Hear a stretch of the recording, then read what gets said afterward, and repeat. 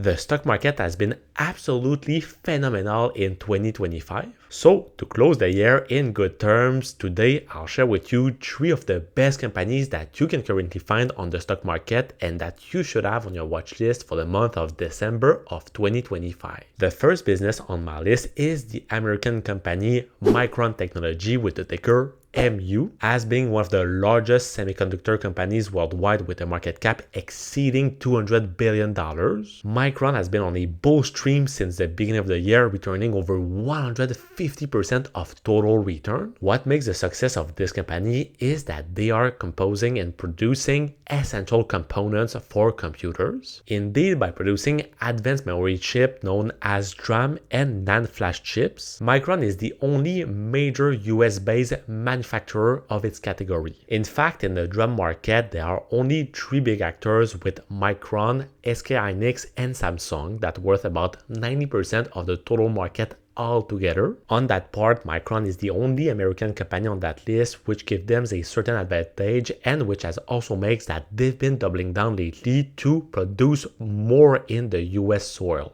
Indeed, this summer, Micron announced a partnership with the US government to invest about $200 billion in Idaho, New York, and Virginia for the expansion in their US investments in leading-edge DRAM manufacturing and research and development. This news has been extremely well seen by multiple investors because this won't only create over 90,000 new jobs, but it will also increase the productivity of this business. In their latest earnings report, Micron has also been well performing, where their total revenue have been increasing by over 46%, reaching $11.3 billion, while their net income rose by over 260% year over year, up to $3.2 billion.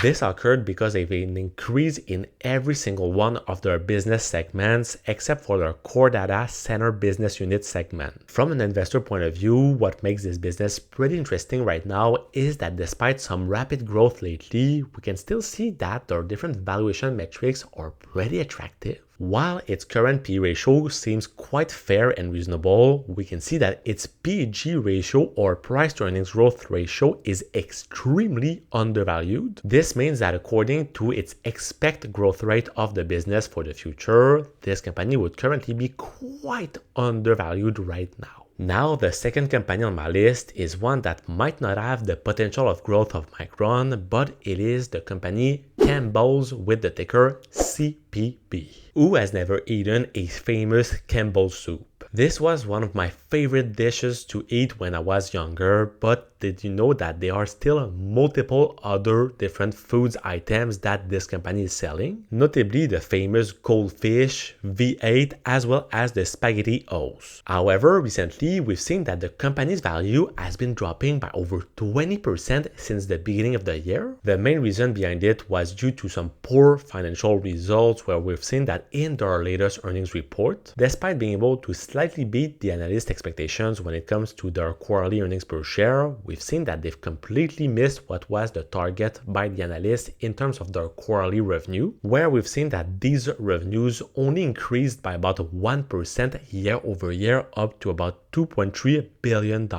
These lower revenues were caused by weakened demand for Campbell Soups and Campbell products as a whole over the past couple of months, and this has led many investors to be skeptical about the potential ways on how Campbell would be able to reverse this tendency. Nevertheless, over the past 4 years, we've been able to see that the company has been able to increase their total revenue year after year, but one of the problems that the company has been facing lately has been notably when it comes to the Trump tariffs on aluminum and steel, which are 2 components that are used notably when it comes to building the cans that they use to sell their products. And so this has had the impact to basically just shrink the profit margin of this company, which has also hurt the potential of growth seen by many investors. Recently, the company's brand has also been highly impacted negatively because of an executive that was insulting the clients by treating them of poor people for buying their products. So the company isn't really in a good spiral right now, but this also makes that the valuation of it is extremely undervalued right now. As Warren Buffett once said, be fearful when others are greedy and be greedy when others are fearful, and it is pretty much the case for this business. While everything is going badly right now for Campbell's, keep in mind that this business remains the #1 soup brand in the entire world, and keep in mind that it remains a company that has some super low price on the products that they offer to their consumers, meaning that they will continue to have a certain demand for their products in the future. Plus, with extremely low PE ratio of 15 with an extremely undervalued price to sales ratio of less than 1, combined with an attractive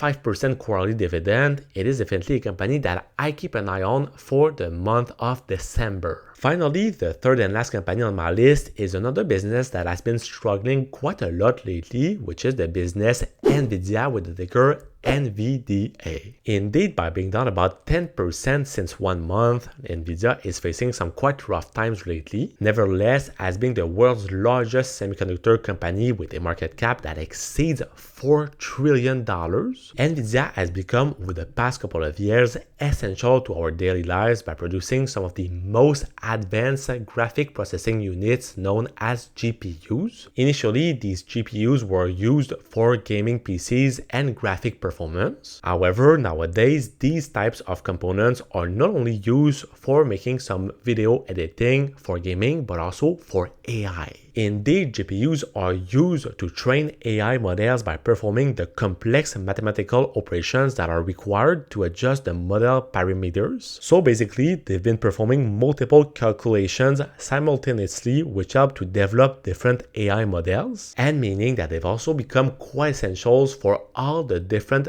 tech companies in the world that are currently in the midst of a big AI race. And by holding about 90% of the total GPUs market worldwide, it is fair to say that Nvidia currently has an important economic moat on that regard. Their position is also justified by the quality of their products, where we've also seen that in their latest earnings report, they've been able to increase their quarterly revenue by over 62% year over year, up to $57 billion for the past quarter. And for their net income, this represents another important growth of 65% year over year, up to slightly less than $32 billion.